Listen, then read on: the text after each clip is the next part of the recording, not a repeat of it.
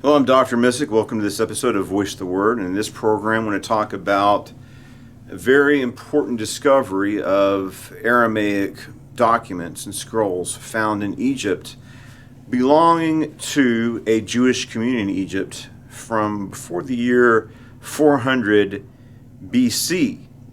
And this was found in the Aswan region in Nubia of southern Egypt at an island called Elephantine. So these are the Elephantine Aramaic documents, papyri. So we're going to talk about the papyri found in Elephantine, giving us a glimpse into an unknown Jewish community that actually had a temple to Yahweh in Egypt. Jesus was an Aramaic-speaking Jew of the Middle East, and the Assyrians are Aramaic-speaking Christians in the Middle East who have endured persecution for over 1,000 years. Join Voice of the Word Aramaic Bible teacher, artist, and author Stephen Missick as he examines the Bible through the ancient languages, peoples, lands, cultures, and times in which it was first revealed. Research the Scriptures, rescue persecuted Christians, and restore the Church to its Semitic roots. And now, Voice of the Word. A very significant discovery in Aramaic was discovered in Egypt about a Jewish community. And one of the most interesting things about this was that this Jewish community had a temple to Yahweh in southern Egypt. And there's a place in the book of Isaiah that seems to allude that there's going to be a sanctuary of Yahweh in Egypt. They pronounced it Yehu in Aramaic. And what do we know about this community? Well, the book of Jeremiah mentions Jeremiah actually dies in Egypt. He's taken in captive by a Jewish community against his will. They decide to flee the Babylonians into Egypt. But this community of Jewish mercenaries at Elephantine may have came earlier. And so you had a community guarding the borders of Egypt in Nubia, near the area of Aswan, at an island called Elephantine, because these rocks are shaped, look at these rocks, and some of them seem to have the shape of elephants because of rock formations. Now, I actually was able to go to Elephantine when I was doing a research project, researching Moses and the Exodus, and this time I decided to go to Egypt. I wanted to go to southern Egypt because some of the best structures from ancient Egypt from the time of Moses are actually in the south of Egypt. I mean, we have the pyramids and great museums around Cairo, but as far as buildings and structures, the best preserved ancient Egyptian structures, temples and buildings, are found in southern Egypt. So my brother Josiah and I went down there. I was trying to make a documentary about Moses and the Exodus. I haven't gotten to it yet. I got this footage. I like to go back to Egypt and get a little bit more information. That's a different project about Moses and the Exodus.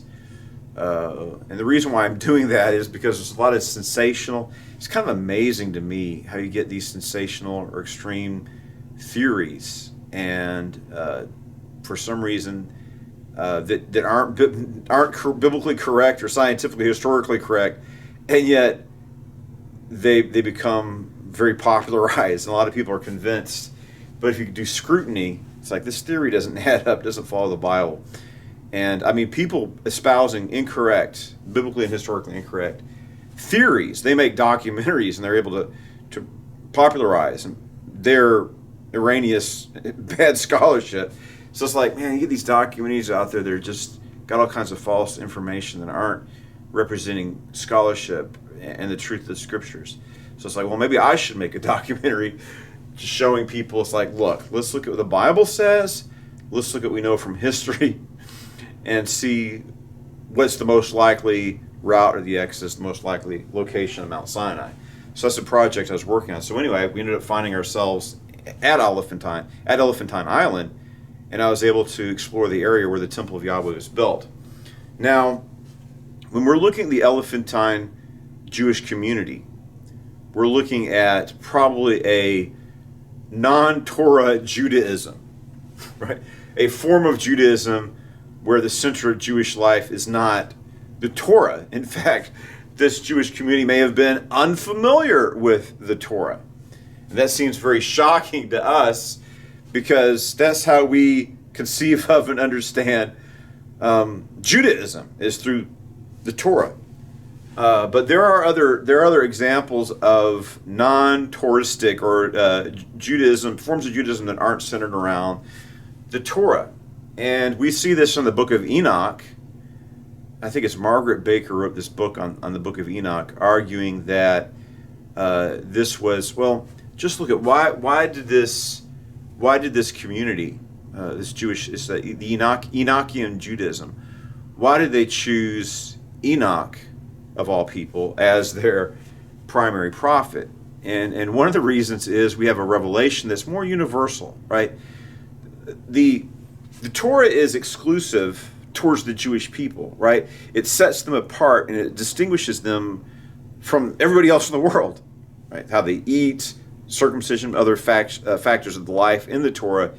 It's exclusive covenant for an exclusive, peculiar people with certain particular rituals and traditions that are unique. So it really, as a Jewish person with the Torah, it really sets them apart from the rest of the world, from all of mankind in a certain sense. So, but like just the covenant of circumcision, as an example. It's like, to be a Jew, you have to be circumcised, which is a surgical procedure. But Enoch is a revelation before the covenant of circumcision. Now, later Jewish traditions tried to say, well, Rabbinic Judaism, they tried to say, no, even though the law was given at Mount Sinai, it was given at the Garden of Eden, which is just really absurd. The Bible clearly says this covenant was given by Moses at Mount Sinai. So rabbis try to argue, and we see books that argue that like from the Book of Jubilees. But the understanding is that, in the Bible, God tells Abraham, you must circumcise yourself. It's a revelation of circumcision, and all of his tribe at that time are circumcised. So circumcision wasn't a common or an established practice until Abraham. Right? Abraham's the friend of God. Abraham's the father of the faithful, is a unique person. So the author of the book of Enoch, let's go before Abraham, and let's have a universal message for all mankind. Yahweh for all mankind, not exclusive to the Jewish people. So technically, we'd all be descended from Enoch, as he's a forefather of Noah. And so this is a kind of a more universal instead of an exclusive message, that Enoch is a prophet to all mankind, not exclusively Jewish people, when Moses and some of the Hebrew prophets are. So that is an example. That's probably the most thorough example we have of non-Torah Judaism. Another example is the book of Esther. And I kind of think that when you look at the book of Esther, notice that there's nothing. Mordecai has a pagan name. Murdoch. He's named after Murdoch, the pagan god of Babylonia. So he's known to be a Jew, but his name, you'd assume by his name, if that's all you're going by, that he is an adherent of Mordecai, because that's what his name means. Murdoch lives, right? Just like Manichaeism, Mani lives. Murdoch, the Babylonian god Kai, Mordecai, Marduk, the supreme Babylonian god, lives. Esther is Ishtar. I think her Hebrew is Hadassah. So there's no indication. Mordecai was known to be a Jew, but he has a pagan name. And there's no indication that no one knew by her faith or practice that Esther was Jewish. So she might not have been, it's possible that she might not have been Torah observant. And this holiday might have been established because not all Jewish people necessarily at that time followed the Torah. The Torah did not have this dominant position in Judaism. Many Jews adhered to the Torah, but perhaps some Jews did not. So let's go to Elephantine. So we have this community of Jewish mercenaries. And one thing that I think archaeologists have excavated, the ruins of the Temple of Yahweh. I think, what's the guy's name? This guy wrote a book saying about, he believes the Ark of the Covenant is in Ethiopia, and he thinks the reason why there is a temple in Elephantine is because the Ark was smuggled there and hidden there. But it seems like they found a temple of Yahweh in Arad, and the Bible says that the Kenites, which are an Arabian people who worshipped Yahweh, probably earlier than and independently of the Jewish people. They settled in Arad, which is south of Jerusalem. And the temple of Yahweh at Arad is very well preserved. And what happened is you had reforms under Hezekiah and under Josiah, where they centralized worship of Yahweh in Jerusalem. It's like we're going to have only one temple to Yahweh, and that's at Jerusalem. So these other temples were closed. So either Hezekiah, King Solomon, it's a simple temple, wasn't as glorious. Actually, Solomon's temple was built by the Phoenicians, according to the scriptures. Hiram of Tyre helped Solomon because the Jewish people probably didn't have the technological know-how to build a gigantic, magnificent temple. So the Phoenicians helped. This is in the scriptures, not Tyre. You have Tyre and Sidon. Hiram is a Phoenician king of Tyre and Sidon, and he helps Solomon, but he delivers the cedar wood for the building of the temple. But he sent masons, this idea of the Masonic Lodge. But he sends from Phoenicia to help because the Jewish people at that time, they just didn't have the capability. He needed international assistance. I think it's significant. The Temple of Solomon, the original temple, was built as an international endeavor. The Phoenicians and the tribe of Judah and the Israelites building a temple to Yahweh. But King Solomon probably had a plainer, more simpler temple of Yahweh built in Arad. And then later on, when worship is centered in Jerusalem, and the prophets and those adhering to the Torah are advocating for, look, there's supposed to be one temple in Jerusalem, all the others have to be suppressed. And so they went in there, they closed the temple in Arad, and all others, probably Hezekiah, who were leading religious reforms, or Josiah. But the interesting thing is, this is after the return from the Babylonian exile, during the time of Nehemiah, and figures like Sanballat and Jehonan are mentioned in the Elephantine document. So we have independent confirmation of people mentioned in the books of Ezra and Nehemiah. So that confirms the Bible story. These individuals alluded to or mentioned in the Bible. So what happens, the temple is destroyed by, you have the Egyptian priest of the god Khnum. Khnum is a creator god. He created man out of clay on a potter's wheel. And I guess he breathed in his nostrils the breath of life. And he also pours the waters in the Nile. And he is a ram-headed god. And so he's a creator god, and he's the god of the Nile, or one of the gods of the Nile. And his sacred animal was a ram, and lambs and rams and were sacrificed to the temple. So some Egyptians desecrated the temple of Yahweh, and so they want to rebuild it. And so they asked permission from the high priest in Jerusalem, and also they asked for assistance from Sanballat of the Samaritans to rebuild the temple of Yahweh. And they received the permission, which technically, according to the Torah in the book of Deuteronomy, there is to only be one temple.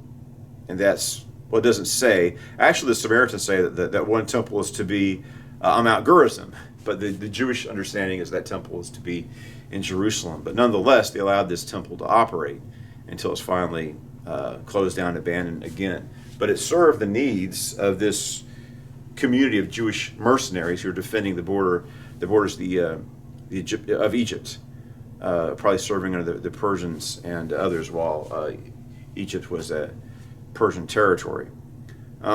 So the interesting thing is there's no reference to the Torah found in the Elephantine community at all. There is a Passover letter. That's what they call it, the Passover letter. But this letter, it gives instructions about how to observe the Feast of Unleavened Bread. But there's this document is fragmentary, so it may have mentioned Passover, but all it's written that we have is references to the Feast of Unleavened Bread, and it discusses the time, and it might be alluding to at least things that are referenced in the Torah, but it doesn't directly mention the Torah or Moses at all.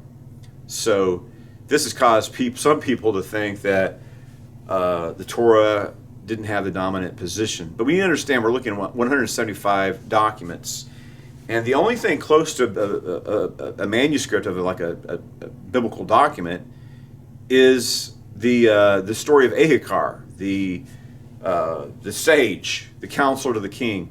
They found this. it's a very famous story of Ahikar, and they found a copy of that. The book of Tobit makes Ahikar a relative of Tobit, so it kind of, we found, I think the entirety of the book of Ahikar is found in Syriac. So this story of this Assyrian, it's an Assyrian counselor and sage, was embraced in ancient. It's a very popular book, and I guess in Jewish circles, but also later on in Christian circles.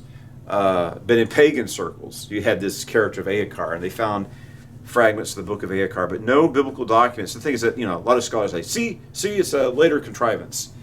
But I don't think there's any dispute that, like I said, Ezra, Nehemiah, some of the prophets like Jeremiah, and others, Amos, Micah, Hosea, were earlier. I haven't heard any scholars believe that the books of John, these prophetical books, were also written later. So this is an important find. Another thing that's important about this discovery at Elephantine is like marriage documents and legal documents, just about everyday life, how these people lived. It's very, when they discover the first writings, what are people writing about? Were people writing ballads or epics or religious literature or love songs? What were the first things human beings wrote? Business records, the oldest. That's why writing was developed for business and taxation. And then, of course, later human beings write all these other things, which are probably part of oral tradition. I'm talking about the invention of writing. Another thing that's significant and very interesting about the Elephantine documents, I think there's 175 documents discovered there. And see, that's the thing, is this is fragmentary. They probably had a lot more literature. These are the documents that happen to survive. But one of the other things about these documents, like I said, they discuss the temple, how the temple worked. They talk about daily life. But this community worshipped Yahweh, who they call Yahuwah, but they also worshipped pagan gods. Now, I wrote about Canaanite mythology in my book, The Epic of Baal. So the goddess of war and sexuality, Anath. Of course, Jeremiah he's from the city of Anathoth. And Shamgar, one of the judges, was the son of Anath. What does that mean? He's the son of Anath. Anath is a warrior goddess. She's like Wonder Woman. She's a goddess of war. So if somebody's the son of Anath, that means he's a Hercules. He's like Samson. He's a great warrior. So as the son of Anath means that he's a John Rambo type character, right? He's a warrior. That's Shamgar. And the interesting thing about Shamgar also is this is not a Hebrew name. It's some other language. But he's one of the Israelite judges, a judge of Yahweh. And yet he has some kind of non-Israelite name, and he says he's the son of Anath, the goddess of war. You also have Ashima mentioned, and this is a goddess of fate. And they also mention Bethel. Now, one of the things about Bethel, and I talked about this earlier, and I mentioned this in my book. If you want to understand Canaanite mythology, read my book, the Baal Cycle. So, like I said, in the movie, you got a lot of these stones are actually phallus symbols, but they don't really make that clear in Indiana Jones and the Temple of Doom. If you ever watch that movie, you have the Shankara stone, which is about that big. And I imagine most temples, like the temple of the Kaaba, the Muslims never got rid of they call these are called a Betelus. It's a sacred stone, right? And the Muslims still venerate their Betelus. It's the black stone, which is probably the same black stone used by the Roman Emperor Elagabalus. So this is a common practice. So Betelus means house of God, and they believe that sometimes divine power, like we see. I think that the Shiva Linga, which I said, if you go to a Hindu temple, you see a Shiva Linga. They're anatomic. A lot of them are anatomically correct, erect phallus symbols. But the way they're depicted in Indiana Jones and the Temple of Doom is also, they're not all so graphic. Some are just plain stones. But I think that movie helps people understand the idea, just like in the Indiana Jones movie, that they believe that God, divine power, this is a house of God, divine power of a God is encased somehow in these sacred stones. And as we see, they're used in Hinduism to this day. But Bethelus means house of God. It's perhaps a divine title. And of course, in Israel, you had two golden calves, one in Dan and the other in Bethel. And Bethel, El means God, the house of God. And King Jeroboam made two golden calves. Some people think that the golden calves, Yahweh is like, or El, he's got 1 foot on one. He's standing astride the entire nation of Israel, the southern border, at Bethel. And Bethel is a sanctuary. So that name is used in the, we have the name of Canaanite gods. But if you read the Bible, that's the constant struggle, is it not? Right?